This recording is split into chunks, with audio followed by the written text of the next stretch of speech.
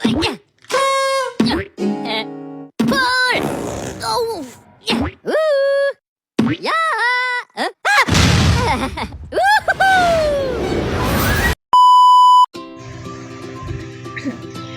Assalamualaikum warahmatullahi wabarakatuh. Perkenalkan, nama saya Suci Anggini Putri dengan NIM 240455106. Di sini saya akan membuat tugas video pembelajaran untuk memenuhi tugas mata kuliah media pembelajaran geografi yang bermaterikan pemanfaatan peta dan sistem informasi geografi untuk inventarisasi sumber daya alam, perencanaan pembangunan, kesehatan lingkungan, dan mitigasi bencana. Dalam era modern, informasi spasial atau keruangan menjadi bagian yang sangat penting dalam pengambilan keputusan di berbagai bidang. Setiap objek di permukaan bumi memiliki lokasi dan karakteristik tertentu yang dapat dianalisis secara ilmiah melalui peta atau sistem informasi geografi yang dapat disebut dengan SIG. Peta merupakan representasi visual dari permukaan bumi pada bidang datar dengan skala tertentu, sedangkan SIG adalah sistem berbasis komputer yang mampu mengelola, menyimpan, memanipulasi, dan menganalisis data seperti data spasial serta atributnya untuk menghasilkan informasi yang bermanfaat bagi perencanaan dan pengelolaan wilayah. Pemanfaatan SIG tidak terbatas pada bidang geografi semata, tetapi juga mencakup berbagai sektor seperti inventarisasi sumber daya alam, perencanaan pembangunan, dan mitigasi bencana, serta kesehatan lingkungan. Dengan integrasi data spasial dan non-spasial, SIG memberikan kemampuan analisis yang komprehensif dan mendukung kebijakan berbasis data. Jadi pengertian peta yang lebih rincinya yaitu gambaran sebagian atau seluruh permukaan bumi yang digambarkan pada bidang datar dengan skala tertentu, disertai simbol-simbol yang mewakili objek peta yang untuk membantu manusia memahami kondisi wilayah, jarak, arah, dan hubungan antar ruang. Jadi fungsi peta yang utama di sini yaitu menyajikan informasi geografis secara visual, membantu dalam menavigasi dan orientasi, serta menjadi alat perencanaan, penelitian, dan analisis wilayah, dan menjadi dasar pembuatan kebijakan, pembangunan, dan pengelolaan sumber daya alam. Sistem informasi geografi yang biasa disebut dengan SIG adalah sistem berbasis komputer yang digunakan untuk menginput, penyimpan, mengelola, menganalisis, dan menampilkan data yang berhubungan dengan posisi geografis di permukaan bumi. SIG menggabungkan teknologi pemetaan digital dengan analisis data spasial untuk memberikan gambaran yang lebih dalam tentang kondisi suatu wilayah. Komponen yang ada di dalam SIG yang utamanya yaitu komponen perangkat keras yang biasa disebut dengan hardware. Komponen penting yang terdapat di dalam SIG itu terbagi dua, yaitu perangkat keras yang biasa disebut dengan hardware. Jadi hardware itu di sini terdiri dari komputer, GPS, scanner, plotter, dan drone. Dan yang kedua di sini ada perangkat lunak atau yang biasa disebut dengan software. Software ini perangkat untuk menganalisis spasial seperti ArcGIS, QGIS, MapInfo, Global, dan Mapper. Fungsi dan kelebihan SIG di situ yaitu mengintegrasikan berbagai jenis data dari sumber yang berbeda, menganalisis pola spasial, tren, dan hubungan antar variabel. Yang selanjutnya itu menyajikan hasil dalam bentuk peta dan mempercepat pengambilan keputusan berbasis lokasi. Sekarang kita masuk ke dalam pemanfaatan SIG dan peta dalam berbagai bidang. Pemanfaatan SIG dan peta dalam berbagai bidang ini yang pertamanya yaitu di bagian inventarisasi sumber daya alam yang biasa disebut dengan SDA. Inventarisasi SDA ini bertujuan untuk mengetahui jumlah, sebaran, dan potensi pemanfaatan sumber daya alam suatu wilayah. Dengan SIG, inventarisasi ini dapat dilakukan dengan lebih cepat, akurat, dan efisien.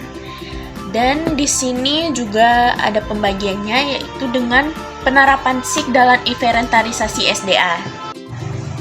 Penerapan SIK dalam inventarisasi SDA yang di bagian kehutanan, pemetaan tutupan lahan, sebaran jenis pohon, area deforestasi, dan hutan lindung. Dan penerapan SIK di dalam persektor pertanian, yaitu menentukan kesesuaian lahan berdasarkan jenis tanah, curah hujan, topografi, dan kelembapan. Dan penerapan SIK di sektor pertambangan, yakni pemetaan lokasi cadangan mineral, emas, batu bara, minyak, dan gas bumi. Dan untuk penerapan SIK di bagian kelautan dan perikanan, pemetaan wilayah tangkapan ikan, ekosistem terumbu karang, dan kawasan konversi laut. Sumber daya air ini teridentifikasi daerah aliran sungai yang bisa disebut dengan das, berpotensi waduk, dan sumber air tanah. Manfaat penerapan SIK dalam inventarisasi SDA ini yakni menyediakan data spasial yang akurat untuk pengelolaan SDA yang berkelanjutan. Yang kedua yaitu menghindari eksploitasi berlebihan, dan yang ketiga mendukung kebijakan konservasi dan pengendalian kerusakan lingkungan. Contoh nyata dari penerapan SIK dalam inventarisasi sosial ini yakni penggunaan remote sensing dan SIK oleh Kementerian Lingkungan Hidup dan Kehutanan untuk memantau deforestasi dan degradasi hutan di Indonesia melalui peta tutupan lahan nasional. Selanjutnya masuk ke perencanaan pembangunan. SIK ini berperan penting dalam perencanaan pembangunan suatu wilayah karena mampu memberikan gambaran menyeluruh mengenai kondisi fisik, sosial, ekonomi pada suatu daerah. Perencanaan pembangunan ini juga terbagi dalam beberapa penerapan SIK dalam perencanaan pembangunan. Yang pertama itu tata ruang wilayah di bagian RT dan RW, yakni untuk menganalisis kesesuaian lahan untuk menentukan zona permukiman, industri, pertanian, dan konservasi. Dan yang kedua itu penerapan SIK dalam perencanaan pembangunan ini sangat berpengaruh di bagian transportasi, yakni perencanaan rute jalan, jalur kereta, terminal, bandara, dan transportasi lainnya. Dan selanjutnya itu infrastruktur publik, penentuan lokasi sekolah, rumah sakit, jaringan listrik, dan air bersih. Dan yang terakhir, pembangunan dalam bagian perkotaan, yakni analisis pertumbuhan permukiman dan urban sprawl. Dan pemanfaatan penerapan SIK dalam perencanaan pembangunan ini yakni menjamin pembangunan yang berorientasi pada efisien ruang. Yang kedua, menghindari tumpah tindih penggunaan lahan. Yang ketiga, mendukung pembangunan berkelanjutan dan ramah lingkungan. Dan contoh nyata dari pemanfaatan penerapan SIK dalam perencanaan pembangunan ini yaitu penggunaan SIK dalam perencanaan tata ruang wilayah yang tadi itu RT/RW oleh Bappenas dan pemerintahan untuk menentukan prioritas pembangunan berbasis potensi wilayah dan risiko lingkungan. Yang ketiga itu ada di kesehatan lingkungan. Kesehatan lingkungan erat kaitannya dengan faktor geografis seperti kepadatan penduduk, sanitasi, kualitas air, dan kondisi iklim. SIK membantu memetakan dan menganalisis faktor-faktor tersebut secara spasial. Penerapan SIK dalam kesehatan lingkungan juga terbagi beberapa. Yang pertama itu pemetaan persebaran penyakit menular seperti COVID-19, malaria, dan TBC. Analisis hubungan antara pencemaran udara, kasus ISPA. Identifikasi wilayah dan risiko kesehatan tinggi akibat limbah atau polusi. Pemantauan ketersediaan sarana kesehatan dan akses masyarakat terhadap layanan medis.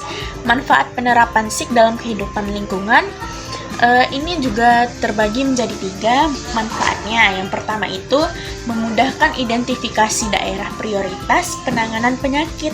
Yang kedua itu menyediakan dasar ilmiah bagi program kesehatan berbasis wilayah.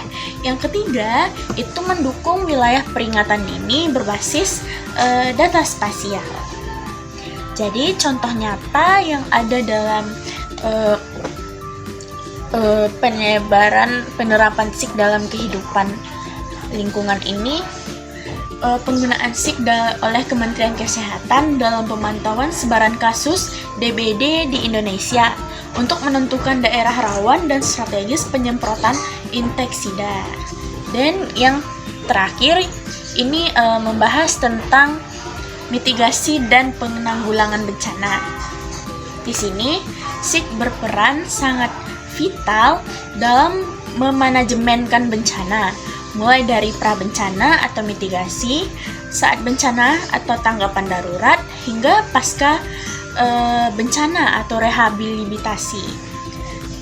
Penerapan SIG dalam mitigasi bencana yakni sebagai pemetaan rawan bencana, contohnya itu seperti banjir, tanah longsor, gempa bumi, gunung api, tsunami, dan kebakaran hutan. Analisis kerentanan wilayah memadukan data kependudukan, infrastruktur, dan kondisi geologi. Selanjutnya, penerapan SIG dalam mitigasi bencana ini yaitu penentuan jalur evakuasi dan lokasi pengungsian, pemantauan real-time, integrasi data satelit, dan sensor cuaca. Dan manfaat di penerapan SIG dan mitigasi bencana ini juga terbagi menjadi 3, teman-teman. Yang pertama itu mengurangi risiko korban jiwa dan kerugian materi. Yang kedua itu menyediakan informasi untuk peringatan dini. Dan yang ketiga membantu penyusunan rencana kontingensi daerah.